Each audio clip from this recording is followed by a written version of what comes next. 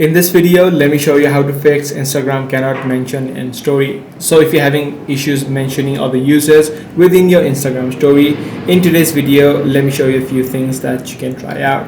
Now the first thing that you need to do is verify the other user's privacy setting. If the other user has restricted mentions within their privacy settings, you would not be able to do it. So any name that you're trying to mention will only be a plain text instead of a tag. So make sure that you verify from the other user that you're trying to tag within your story. But however, if this is not the case, this could be just a app bug. So what you can do in this case is hop out of the app of Instagram, tap and hold the app, head over to this eye icon. Once you're inside of the settings page, head over to storage and then tap on the clear cache option as well as clear data. What this will do is delete all of the corrupted files and will also log you out of your account. So try to log in back and try to see if the issue is now fixed. If the issue still persists, then what you can try out is try to uninstall the app of Instagram from your device and then again re-download it. This ensures that you have the latest version and any bugs which may be causing the issue will also be fixed.